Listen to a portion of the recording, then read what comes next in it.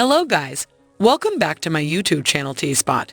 In this video, since the release of the brand new Yellowstone universe show 1923, our spirits have never been higher. The past few weeks were especially enjoyable because we watched 1923 and Yellowstone Season 5 on Sundays simultaneously. So we basically ran a Yellowstone marathon for almost a month, and we loved every minute of it. Sadly, Yellowstone Season 5 Part 1's final episode was released last week, just like every other beautiful thing that has had to end. That is, we will now have 1923 Sundays alone, which is better than nothing. We already have a special place in our hearts for 1923, despite the fact that there have only been 3 episodes of the show so far. Why? Basically, because watching the show makes us feel something. Rather than its setting, but rather the subjects it addresses. With non-poetic script writing, the show may be the most action-packed Yellowstone series yet. It acknowledges the toughness of the natural conditions in Montana at the time, and the script also reflects that toughness.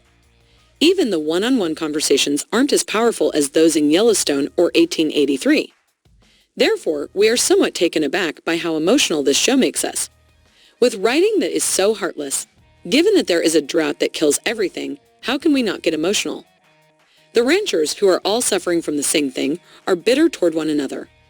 Without mercy, people kill one another. Native Americans are assimilated in the cruelest and most inhumane manner possible at residential schools.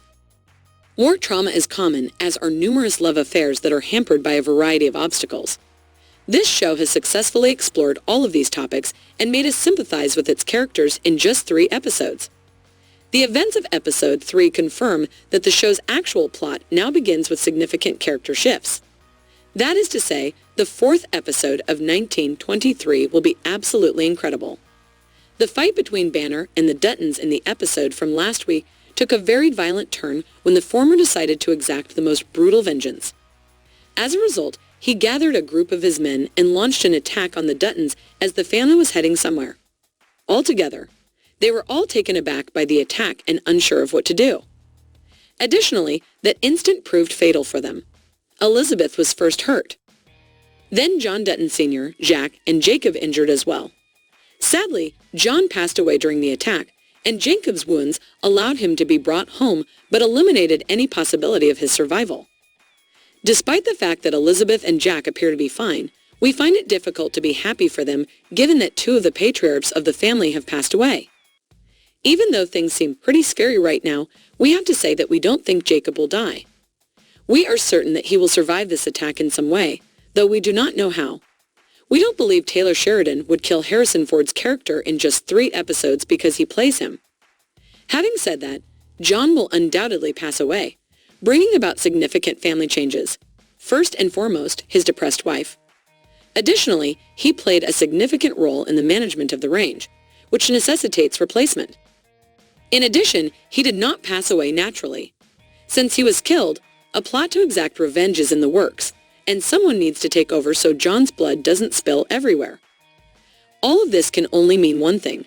Spencer Dutton will return to the Montana home where his family lives.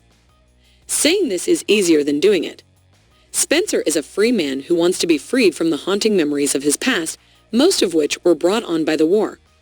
However, he has recently shown that he may finally be ready to move on from his trauma by getting engaged to Alexandra, which is a significant step for him and requires him to give up some of his freedom.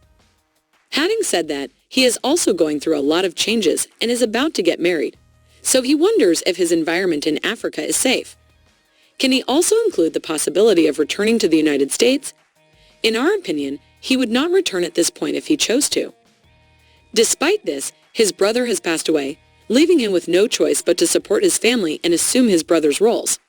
Nevertheless, he will be subjected to a great deal of pressure to adjust to Montana and become a rancher rather than a hunter or adventurer. In addition, you will be accountable for the happiness and well-being of his wife in the United States, which will be somewhat challenging due to Alexander's lack of knowledge of American culture and lifestyle. We can be sure that a couple of very interesting episodes are in store for us if all of these things are taken together. The length of time it will take Spencer to return to Montana determines how many of these episodes there will be in 1923. Given the limited technology of the time, it could take months to travel from Africa to the United States. However, Sheridan appears to be enjoying time jumps in his shows lately. Therefore, we might experience a time jump in episode 4, which begins when Spencer arrives in the United States. That would be a fascinating film. How do you feel about Spencer going back to Montana? Are you of the opinion that he is the man that the Yellowstone Ranch requires right now? Please share your thoughts in the section below. Also, don't forget to share, like, and subscribe to the video. I appreciate your attention. Come back soon. Let us know what you think in the comments below. And don't forget to like, subscribe, and share the video. Thank you for watching. See you soon.